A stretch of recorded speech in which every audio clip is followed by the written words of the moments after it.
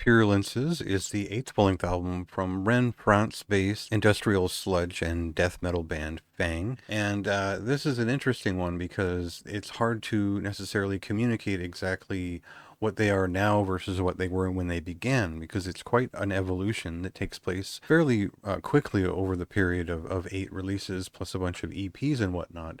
So the general idea is that they started out as more of a sludge metal creation, a death metal influenced one that had kind of a bolt thrower-esque roll to it. And that changed quickly as they introduced different members, different collaborations, and brought in industrial metal influences. What changed was the death metal side of it faded away slowly over time. They took away the Boss HM2 guitar tone and all of that, and what was left was something strangely accessible. And it took a while. It took several records. They played around with dissonant guitar tones. They messed with a lot of modern sounds, and each record brought something different that added to a combination of industrial metal sounds as well as what I would generally refer to as death metal Jesu or something like that. So interesting combination of sounds, but it really wasn't spelled out until Pantocrator released in 2022, where we got a sense for the two sides of the band at that time and how they were dueling. And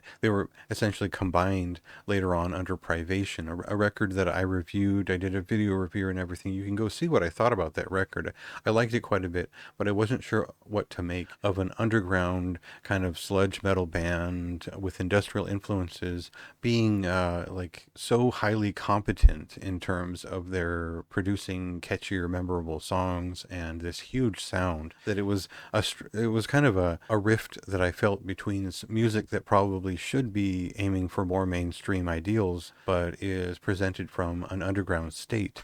And so it was accessible, it was catchy, it was a cool record, but it felt like it didn't belong in the underground in a certain way. And maybe that was just my judgment at the time. It was my way of saying that I enjoyed it for the most part.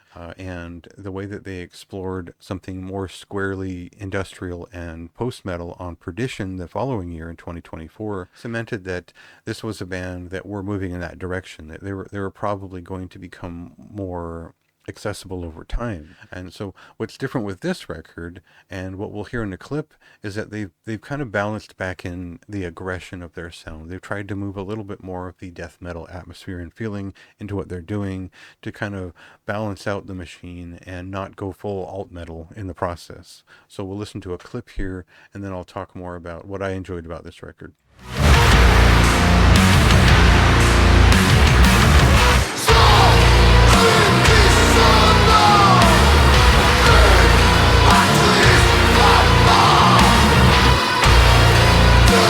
I think if there's one thing I pulled from the lyrics and the themes of this record, it's a frustration with human nature. It's a self-damning sort of thing, a death drive, if you will, that seems inconquerable when the masses are so overpopulated. And it does seem like there's a distance between society and city and maybe a little bit more rural thinking where some of them might come from. And so there's an interesting division there in terms of the themes they explore and the monolithic, well-produced, just thunderous industrial metal noise that they make.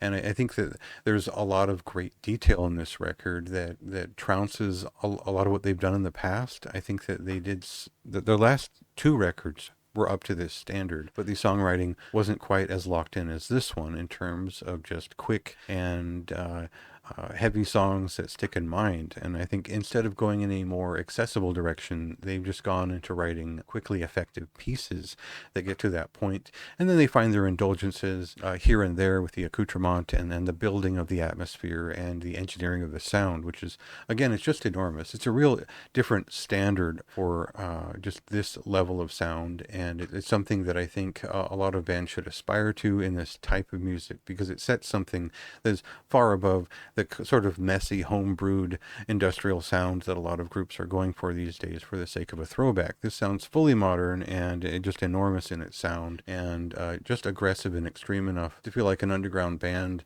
doing something that is still ambitious and above average. So for me, this was kind of pleasure listening. As miserable as it is, as heavy as it is, there's something extremely pleasurable about the torment of this band and generally how they express it. This is a a very strong run of albums that they're coming up on. I think this and the last two albums, plus one or two more they're building up to this point, have really reached a standard that is their own, and I have nothing but praise for that. So this is a high recommendation for me. I think this band is unique and really stands out and is worth checking out, even if this is not your style. So see what you think. Check it out for yourself. Go ahead and read my written review for more of my thoughts.